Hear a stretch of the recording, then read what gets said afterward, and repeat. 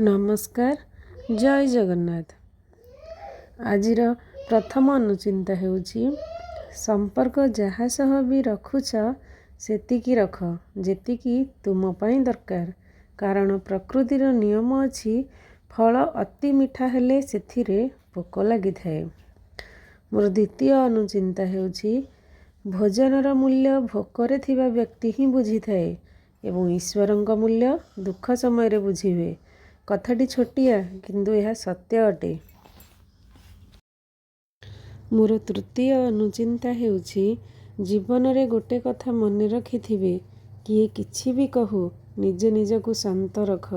कारण खरा जेते भी टाण हेउना काहींकी समुद्र को केबे सुखाई पारे नहीं। मोर चतुर्थ अनुचिंता हेउची पहाड़ उपरे ठिया होई आकाशटा जेते पाखरे मन हुए आकाशटा सेते पाखरे न थाए। ठीक सेमिति किछि लोक जेते भी निजर मने हुअन्ति वास्तव रे से सेते निजर नुहंती। नमस्कार जय जगन्नाथ।